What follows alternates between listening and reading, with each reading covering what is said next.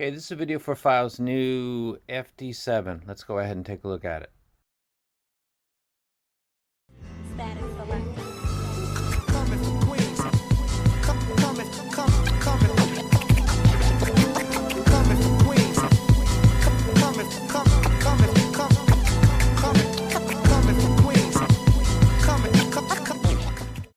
Okay, this is a video for the FiiO FD7. That's the box right there, and that's the set. It looks a lot like the FD5. Matter of fact, it looks identical to the FD5 in its shell. It's basically the same thing. It's MMCX. That'll bother some people.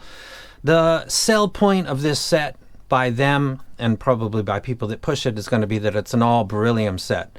And looking at its frequency graph, it is one of the better, if not the best, out of the box all Beryllium sets that I've seen. Just if we're going to look at a graph and say that looks like it's going to be a problem. It's not doing what the Final Audio A8000 did, which, by the way, flooded the secondary market a month after it went to market. It didn't turn out well. And then the Dunu Luna, which turned out better, but I don't think it quite reached what they were thinking. And I don't know if there's a lot of people that are watching my channel that actually are big fans of that. It's probably one of the reasons that company doesn't really reach out to me. I can't quite appreciate the awesomeness that they're doing. Anyway, Beryllium seems to, by visual, have always a slight tail off in the sub-bass, just a little bit. It's not really audible to the ear, and it doesn't impact my perception of bass in any of its evaluation. Deck mixed low hits on Kill Jill, 4-string bass guitar, it's got no real impact, but it's notable that it always seems to do this, and it seems to kind of have its apex right around where sub and mid crosses, which is around 55, 60 hertz, depending on what kind of chart you're following. This is pretty much where it is for me. This always seems to be where it is. The thing about this set that's going to maybe be an issue, and I'll get into that, is its mid-bass lift. And it's displaying that very much with the track. Let's talk about the music that I'll be talking about today. Specifically, I'll be talking about Black Sabbath, Sweetleaf, and this guy right here doing what he's doing. Actually, both of these guys, the drummer and the bassist, they're putting in work at the same time. Dire Straits. I'm going to describe mid-bass lift using this track right here. I'm going to describe the quality of the mids using other songs, but I'm going to be using Fleetwood Mac Dreams because there's all of them are doing background vocals pretty much. And Stevie Nicks is in here, and she's got a husky voice. It's a good judge. Another, I've got two guitars, I got a cello, and I've got Chris Cornell, who's got a great voice, and it's very clear on this cover of Nothing Compares to You. This is another treble evaluation. It's got the cymbal strikes that I want. It's a cover of Hey Hey What Can I Do, and he repeatedly hits it. They're really, really clean, and I know where they're at, and they come again and again, and I can keep soaking it in. The original is great, but I like to give you guys a visualization. This is Boston. Long time, June 17th, 1979, Giant Stadium. They're absolutely going nuts in the build-up of Foreplay before it goes into Long Time. He's doing the keyboards that you might be familiar with. This is a really, really energetic build-up going on right here. He's actually, that's Tom Schultz right there, I think. And he is about to pick up something. You can see it in his hand right there. If you're really, really familiar with what the hell that is, please let me know, because he makes some sounds. He made his own distortion pedals and sold them to people like Jeff Beck as a little knowledge bomb for you. Maybe some other musicians can drop some more knowledge bombs for me in here, because I'm fascinated what the hell that's got to do with what he's about to do. But there's a ton of upper mid treble info going on right here. I wouldn't recommend the YouTube version as an evaluation, but I want to show you the visual. The track is called Foreplay, Long Time. You ought to check it out. If you want to see this set close up, you'll see it in my hands at the very end of this video, or you can go to my channel, click subscribe, click notification, go ahead and get on Twitter, and usually I've got stuff that I'm going to do kind of ahead of time. So this is a giveaway that this is coming up. Take a look at it very quickly before we move on. It's got two other filters, but I'm going to be evaluating it based on how it comes out of the box, because that's how I listen. Notable also is that I use an ADI 2 DAC, which has a very low output impedance, and it impacts the perception of certain gear. In my opinion, is different from others. So what is the source? I guess as we go forward in the next, from now forward, it's a kind of an important thing. Is somebody using something, and is it different? It does make a difference in how people interpret sets. So just for clarity, all of my sets, including this set right now, is being evaluated with the ADI 2DAC FS. because I like it. It's not clinical, neutral, sterile, but it also isn't really adding any perceptible warmth. This is the packaging of the set. I'll try to lay this photograph over. Comes with these special tips that got those real thin nozzles. I think it's like triple flange right here. You can see the nozzles again. Since this is a 3.5 cable running out of the ADI2 deck, I have to assume, because I haven't opened up the box because that's how I work, there must be a balanced cable in here because that's an adapter for 4.4. So I guess the video at the end of this, or the one at the beginning, depending on how I edit this, will have already kind of tipped the cap on that. So let me go ahead and close that. Let me go ahead and close my channel. Let's go ahead and start with music. This is a Beryllium bass set. Actually, before we can let's take a look at the graph one more time, just so we know what we're doing here. Sub bass is over mid bass. It's tailing off a little bit in the sub bass. It has got mid bass lift and it's gliding in a trajectory that's nice. I'm going to go ahead and show you what is my ideal reference point. I know that that's my target right there, but for my ear, this Elysian Acoustic X is just a total beast. Can I get a color that you might actually see? I guess I'll go with green. Sub bass peaked, and then it just got this very gradual glide that goes all the way down. Once it gets to about 300 hertz, it's basically corrected itself. It takes a short porch, and then it goes and starts to take its gain, which is again quite gradual. It's got energy, real energy, not resonance peaks from the coupler that goes all the way off the scale. It's really my reference when it comes to overall tuning. Let me go ahead and take that out. So the issue with this set, as I describe it going forward, and you can get it right now, is the mid-bass lift is audible to my ear. It's not got a lot of energy out in the treble. The set that I tune myself is the same thing, and there's a lot of sets that I like for longer term listening. If you like the sparkles and the kira, as they say in Japan, this might not be the set for you. If you like unmessed with vocals with no lift whatsoever, this might not be the set for you. And I'll go ahead and proceed, and I'll start with the bass.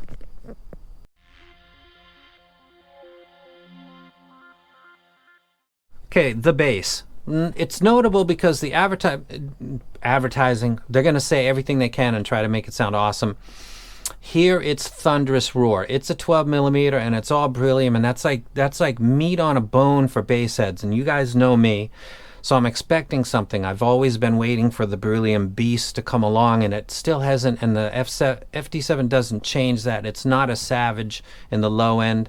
It doesn't graph like that, but it doesn't, there's no extra audible benefit to it being pure Beryllium to, let's say, just what the FD5 was in the bass quality, like the tightness, the accuracy, the layering, those things that people use, and sometimes you think, what the fuck are they talking about?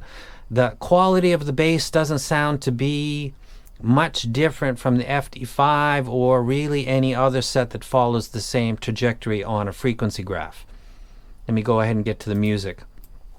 The first test is a hip-hop track. It's Big Boy, and the track is named Kill Jill, featuring Killer Mike and Jeezy. It's got a triple drop, and then it's got a 4-string bass guitar that follows that. This does that well. It doesn't seem to overemphasize. It's not thunderous. There's other sets that I think have more impact in the bass.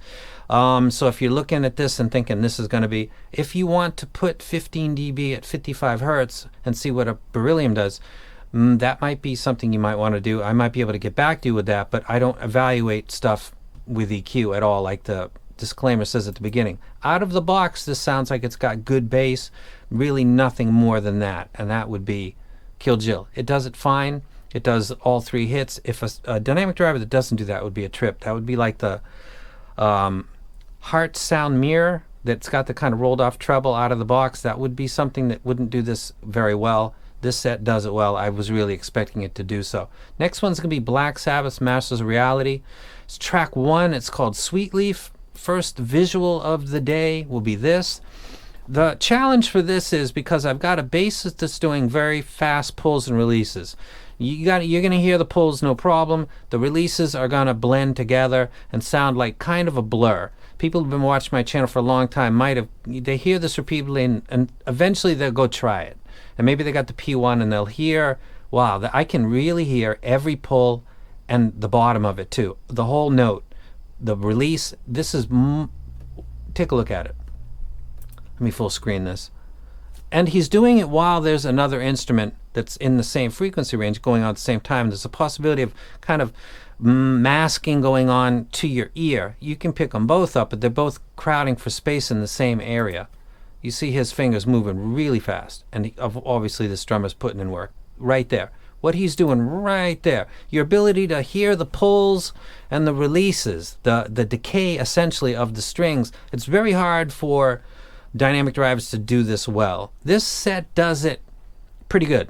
It doesn't do it top of the line level. It's not on the same level as something like the Tantiem Oxygen, which when it's got a good seal would be a set that probably does the low end more accurate and more cleanly than this set does, which is disappointing because I thought that a pure Beryllium set's really moment was going to be right here.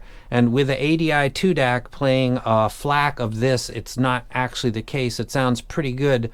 Not outstanding though. It's a tough ask. It's something that set, the Timeless by 7 Hertz, which is going to be famous, does really well. That's a planar, not a fair comparison, but this didn't go really that well. Listening to Sultans of Swing. I'm listening to this because this is a really, really good evaluation of mid-bass lift. And I'll go ahead and give you an example of what I'm talking about. This is track 1 from disc 2 of the Forever Gold by Dire Straits. Let me give you a visual. It always helps. I'm going to close this out because we talked about it. This is the bassist right here. This is Mark Knopfler doing a iconic guitar and lead vocal moment right here. There's another thing that's going on that I won't and I might miss, and that is the hi-hat opening and closing in this. I think actually this part's going to pull this in. Let me go ahead and play this really quick, and it might be coming in just a second. Right there. There's the hi-hat open and closing. There's a lot of sets where you can't pick that up. I can pick it up on this set. It sounds nice and clean. It was notable to my ear. I wrote it down in my little notes and thought, I can catch that good. But here's the thing. That mid-bass lift, you see him over here on the left. People talk about the virtual stage and separation between instruments, and they're really talking about the ability to sense that this bassist is separate and away from the lead singer. When you elevate the mid-bass on something and it's got mid-bass lift, you get the virtual sense that this guy is standing closer to this guy, like right next to him. The FiiO FD7 exhibits a sense of pushing him closer to him in your mind's eye, to your ears, the virtual stage that you're imagining. What is the impact? I stopped it here by dumb luck. You're looking at the stage, drummer in the back. This is usually how, watch a Led Zeppelin from back in the 70s. You're going to see John Paul Jones over here. You're going to see Jimmy Page over here. You're going to see John Bonham. It's pretty much a typical rock and roll layout, except Robert Plant's not holding a guitar. He's just standing there with his shirt open doing all kinds of stuff. This is what we're talking about right here, is this lift area. This is pushing up part of the bass guitar, and it's also pushing up part of Mark Knopfler's fundamental part of his voice, and he's got a low male voice, and it actually is lifting him and the bass at the same time with the sense that it's kind of pushing them together. And when its stuff has mid-bass lift, there's a potential that that can happen. It's not an automatic, but in fact on the FD7 it is doing that. So this, if people look at this and say, yeah, that might play out on my library and on this album, which I always check for the same thing, which is basically mid-bass, lift or not, a sense of, backness, like the bassist is a little bit too far back, which can happen sometimes because of how this specific area is tuned. This set is actually exhibiting exactly how it graphs, and that is that I thought this might actually be, but then again, it's a Beryllium. Well, actually, it's not doing anything to help this moment right here, because he actually sounds like he's closer. The bassist himself sounds pretty good. It's not overwhelming. The low frequency isn't fuzzy enough so that I'm not hearing his opening and closing hi-hats, but he definitely sounds closer to Mark than I'm expecting him to. In my OCD, tripped out, whacked, semi-broken brain, I can pick it up. I want FiiO to win, and I think this is the best tuned set. Let me just throw this in here right now. I think $600 is a really hard ask in a world where the Tantiem Oxygen exists, and a world where the Belon 03 introduced people to a $30 set that with its mid-bass bleed and its fuzziness, how close you can get to awesome, for not a lot of money. So going for 600 with pure beryllium, I get it, but it's probably better suited for a library that's dissimilar to mine. So I'm going to go ahead and stop the bass. I think it's okay. It does what it's supposed to. It's got mid-bass lift, and it's audible with my library. Not ideal for this reviewer. Not a bad thing if you've got a different library. If you talk about your favorite restaurant, you're going to talk about the menu and why you love that restaurant. When we talk about our favorite gear, it's got to be mentioned, the music that we're talking about that makes us think that that gear is awesome. It is the context. It is the reason for its awesomeness, like the restaurant and its baby back ribs, or its oyster Rockefeller, or its whatever is the carbonara. Something is special about that restaurant, so you talk about it and you bring it up to your friends and you say, you ought to go there, try this. When you talk about audio gear, it's the same thing. This is a good set. You should try this. My evaluation is being done with the library that you look at all the time. And in the bass, it's all right. Not great. And $600. Tribrid territory. And the O2 exists. And that's the bass.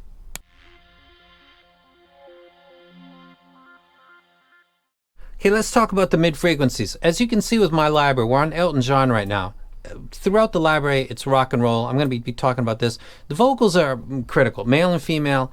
I can't have things, the 64 audio, Tia Trio, and the Tia Forte were stuff that I had, and then I moved along from, because the way that it bumps up the mids, it just has an effect on vocals. It keeps jumping out at me in a way that is interesting at first, but then I feel like it's not correct, and I couldn't kind of get into that, so I moved off of those. I need to have a mid-frequency that is pretty much not that much different than this. My ideal, this mid to upper mid range, which is the area that I'm talking about right now, it's got lift right here, and it's notable, like I just mentioned, in the bass part. In the upper mids, it's really not a problem. Let me go back to the vocalist. I can pick up more that the bassist is close to Mark than Mark's voice is being lifted, but when focusing, I can pick it up. It's not a huge problem, but I'm talking about a vocalist right here. Let me cut him out. This is Dreams by Fleetwood Mac. This is Lindsey Buckingham. This is Stevie Nicks. At some points with Fleetwood Mac, this whole album is awesome for vocals, and also because it's got a lot of acoustic guitar. The drums are very clean and clear. It's a very well-produced album. I got a DSD of it. I wouldn't recommend using YouTube to do audio evaluations, but I want you guys to look at the moments that I'm talking about that I listen to when I use this library, which only contains lossless files or DSD, which is what this is right here. You don't have to have this DS64. So that's a DSD version right there. You don't need it. And in some cases, they're not true DSDs. They've just been kind of pumped up to that. But all my DSDs are true, and all of the other files, everything, including Ghetto Boys, these are all lossless files. I'm a big believer in not cutting off the tops or bottoms or any of the compression algorithms that they use. But getting back to the library, I'm very vocal centric because I'm a rock lover. Even hip-hop, I want to hear the lyrics and the weaving of the verses that they're doing when they're dropping bars. Fleetwood Mac Dream sounds fine. Stevie Nicks has a kind of husky voice for a female. I don't know if that's sexist in 2021, but I love her voice. And he sounds actually a little bit higher than she does at times when they're doing this back and forth right here. I thought that the vocals on Dreams, Lindsey Buckingham, I thought it sounded fine. If I had not been evaluating bass to start with and just jumped into Fleetwood Mac, I think I would have thought, this sounds great, because it actually does. The guitar replay is very good. The vocal replay sounds really good. I start with bass, though, and then I started to note the lift, and I'm almost kind of looking for it and thinking that Stevie's getting put up a little bit, more so than Lindsey is, but I can attribute that maybe to a certain bias picked up while I evaluated the bass. If I came in and listened to the Rumors album, I would be loving the FD7. There's not a problem with that. I'd have to make some stuff up, and I won't. I think it sounds good. Let me go ahead and close that. Next is going to be Chris Cornell. This is Nothing Compares to You, which is a Prince written, made famous by, what's her name? Sinead O'Connor. I can't remember. The one that tore up the Pope's picture on Saturday Night Live. I got no problem with that. That was for selling albums for her. We got a cello here, we got a guitar, and we got another guitar, and then we got Chris doing the vocals, and it sounds absolutely brilliant. If you familiar with Soundgarden, or Chris Cornell's got an absolutely fantastic voice. The guitar and his vocals in this replay on this set, and this is using YouTube as the evaluation because I don't have the original version of this. It sounds great. Again, if I jumped in at Fleetwood Mac and I had gone to this track, I would have thought, this is a dope set, this sounds great. If I started in the middle and hadn't started in the bass like I do and go across the frequency graph from left to right, this sounds fine. Sounds really good. This cello sounds good. The pulls, the harmonic extensions, they all sound fine. There's nothing that sounds like it's lacking here. I think that the mid frequency is probably the best point of this set.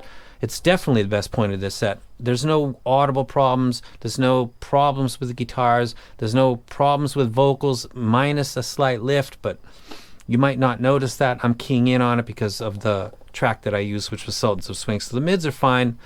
There's no sense of haze or degradation because of the lower frequency tuning, which always, when it's done wrong, will impact what follows, which is going to be first the mids. There's not a problem there. And that's the mids, best part of the set.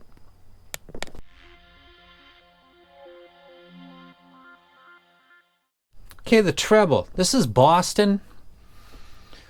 This is 1976, and this is a track called Foreplay Long Time. This is kind of like Elton John's Funeral for a Friend, Love Lies Bleeding. It's like two tracks that are actually kind of put together, but they're actually separate tracks, instrumental. Love Lies Bleeding.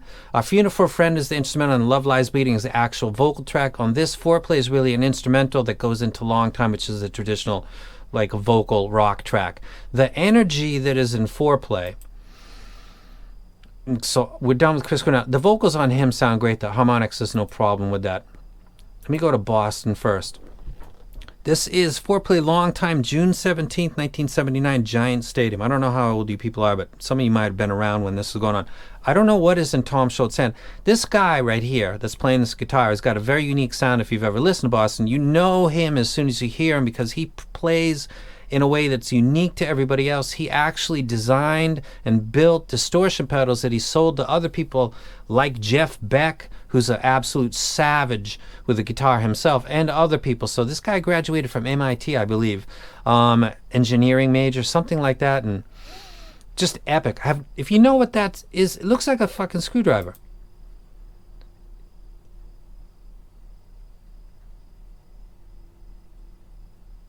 And they're going nuts. The keyboardist is in the background holding down keys. This guy's up on the cymbals just going on them. And Tom Scholz is about to do something with something. And this is interesting because if you watch this and you're into my music, which you should be if you're watching my video, do you know what Tom Scholz is actually holding in his hand there? Because the sounds that he generates out of the guitar are absolutely bonkers. And it sounds like Digital Rain and stuff just... The keyboard in the background, it's a very intense upper frequency, upper mid treble experience. I would listen to the album version and not this if it's possible. I thought it sounded really good with this set. This set has, again, a slight, I wouldn't call it a roll-off. It's a single dynamic driver, and it's not emphasizing stuff from 6K onward. You're not going to be reaching forward to try to catch stuff, but it's not in your face either. Again, the mids would probably be the best part of this set. The upper treble's not a problem. It played back this without fatigue. Almost too polite, not a problem. The benefit of Beryllium is what, again? It's kind of what I'm thinking, because there should be some a strong bass, but it's not interfering because it's a metallic coating over a diaphragm, except this isn't a coating. This is pure Beryllium. That's benefit is what? It should be the bass in my mind, and then that's going to be connected to the mid bass, and then the mids, and then the treble, and like the whole thing should be a little bit better than PET Mylar with a coating on it. It's not really playing out that way. Another upper frequency moment is Hey Hey What Can I Do? I don't know if you're familiar with this. Is Get the Lead Out. I've only got 9,000 views on this. Anthony Chitwood. He's about to crash both of these. Pan, tan, tan, tan, tan, tan. And he's going to hit it again. Pan, tan, tan, tan, tan. There's repeated strikes. There it goes again, both of them. I'd love to listen to this. Cymbals have a birth, life and a death. The death is kind of the tail that comes off of that, and if it's abrupt, it sounds like a psh. It's a BA will do almost, unless it's done well. That's why ESTs have really picked up. They do this stuff better than BAs do it. This is a single dynamic driver, so it doesn't really hold up as a evaluation, but the cymbals sounded fine on this. They sounded proper. There was nothing about this that sounded like a compromise like the mid bass did. The weakest point of this set would be the mid bass. The strongest would be the mids, which sounds like an awkward, weird thing to say, but I explained it previously. If you're not paying attention to the lift in the vocals as being a problem, it might not bother you. If you want your vocals to be flat-boarded like something like the Blessing 2, this is not for you. That absolutely not for you. If you want something that's sub-bass focused, that's like the Elysian or anything that's similar to that, up here, top, dropping, the EJ07 by Shure, the original version does something like this. A lot of sets do this, and it's really my preferred replay. I like sub-bass over mid-bass, and I like a nice gradual decline that's not jarring. It's not giving me this lift in certain things.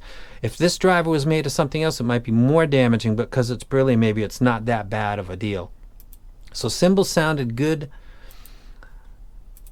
The Glockenspiel and Bruce Springsteen's Born to Run sounded good as well. There's a lack of intensity that's kind of to the benefit of this set that might be good for long-term listening.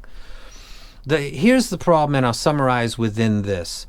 You're asking for $600, and there's tri-bridges that are existing in there, which dedicate a dynamic driver to just the low frequency. Then they put BAs in the mids, and then they put ESTs, 2 or 4, to take care of the treble. And you're competing with that, and those don't have the mid-bass lift. It's more present in a set that is everything is being done by a single transducer. It's a very hard thing for a single driver to do the whole thing if it's not tuned ideally. For example, the mid-bass lift, if you had BAs just after following that and crossed over, it might not really impact it in the way that a single dynamic driver. It's critical that the tuning is done well. I think it's the best tuned FiiO dynamic driver that I've heard, probably. It's better than the FD5, which let's take a look at that really quickly. What did they do with the FD5?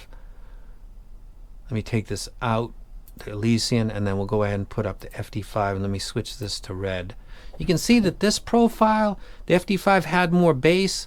I guess it sounds like it actually did because the FD7 is really not a bass piece. They both got similar trajectory into the mids, and then you can see that this literally looks like a filter change. Like you can angle this down. If you were to put these on 2 pieces of paper, one of them being transparent, and just kick it to the right, you could maybe fit this whole thing into here.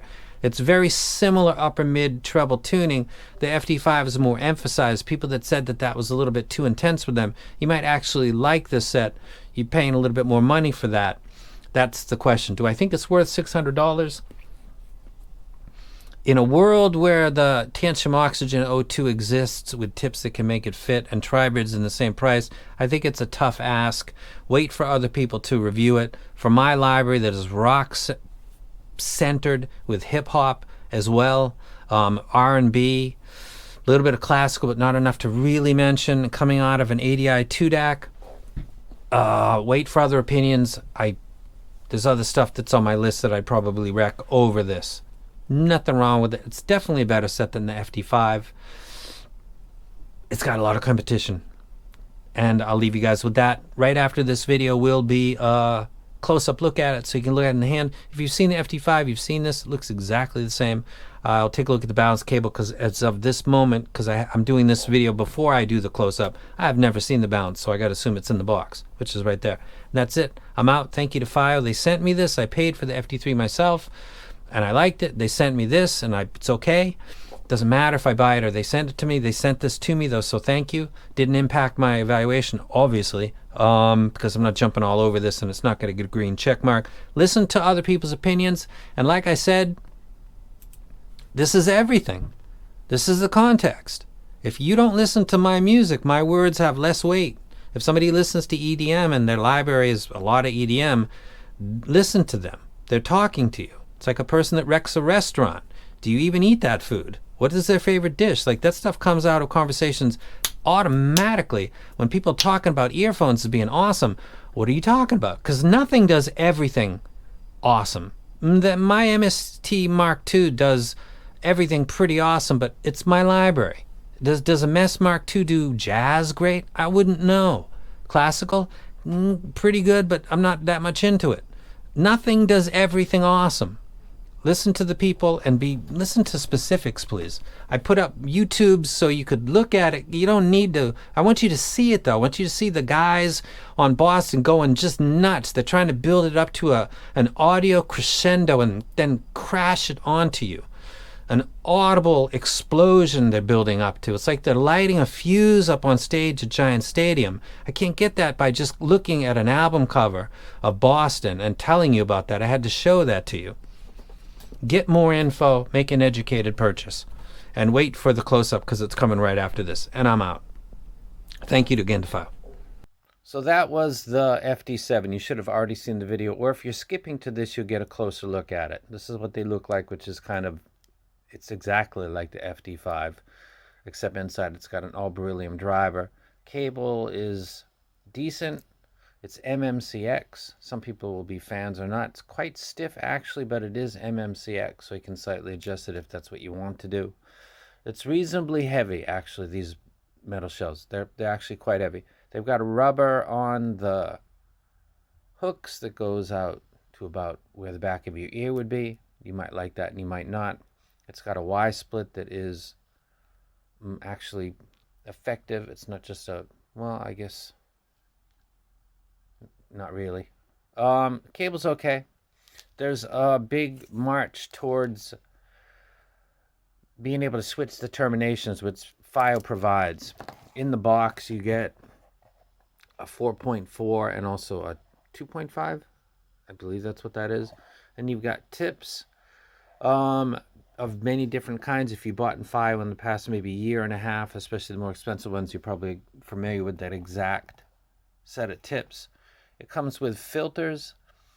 If you'll notice, that filter is quite narrow, unusually so compared to what you might have. So some of these tips are specific for that filter right there, because that is not something that most of your, let's say CP100 by SpinFits would not fit on that at all. So these are, my review is done with the one that comes stock. So my impressions were done with that, but you have the option to switch this to what will maybe give you two different sound profiles. According to my graph, which you can check on Squiglinks, it does actually radically change one of them. So you get these tips and you get the termination in a box. You also get literature. Get a case, nothing's inside of it, and then you get the filters that's right here. Talk about this real quick before we move out. I think that its bass is good. Pretty good. I think that its mid bass is lifted and it actually sounds like it when I listen to certain kinds of music, and it's a little bit not quite my thing. The mids, if I separate that part of the mid bass and just talk about the mids, the impact on vocals and guitars and other instruments that are fundamentally living there, this doesn't seem to have a problem. That would probably be its strong point, would be the mids. The treble is relaxed in its tuning. I just tuned a set myself called the Melee, where I intentionally went for a subdued treble, which is because it was going for long listening, and you're going to lose some people because of that. But I would lose people if I went for more intense treble, so you're going to win and lose no matter what you tune. This is a safe, quote-unquote, tuning in the treble, and it will probably present everything that you are expecting to the level that you'd really want. Depends on your listening level, your hearing ability, and the way that you like to enjoy your music, which is unique to everybody. But it's certainly not offensive. So the sub bass is good. It's not jumping out, being a balanced beryllium. The mid bass is lifted. That's audible. The mids are fine. The upper mids seem fine, and the treble itself might seem a little bit polite to some people, and they might want a little bit more energy. Is the separation between instruments seems fine to okay, and stage seems fine to okay. This is not out of your kind of head, like I can hear things on my far out left, or this doesn't really play in that way. This is a slightly more intimate, and maybe with burn-in, if people believe in that, a more highly resolving set, as it is coming out of the box. It's a tough ask for $600 because you're competing against Tribridge, which are dynamic drivers, a series of balanced armatures, and then ESTs taking care of basically the three bands that exist. So it's a good set. Its price is what's giving it a tough time. If this thing was priced $300, I might be having a slightly different conversation, but making the same noted points. But at $600, it's a tough one to say, or to say you go get it. But wait for other reviews. My music review that you have probably already watched was very specific, and I used those specific tracks. So please make note of that. That's very important. That is literally why I developed and made my opinion about this set. So this is the FiiO FD7. I think they did a good job. They took away the screaming peaks of the FD5, which was an audible V to the ear, and almost everything I listened to, this is more of a polite take. Having done that myself recently, I can maybe get what they were going for. It's probably the best Beryllium out the box that you can get compared to the Final Audio and the Dunu Luna, which is much more expensive. So in that sense, in its actual specific teeny niche of a pure Beryllium set, it's probably maybe the best out of the bunch. But we live in the tribrid world now, so proceed with caution and get as much info as you can before you proceed. And that is the FiiO FD7. Thank you to FiiO. Coming from Queens. Coming.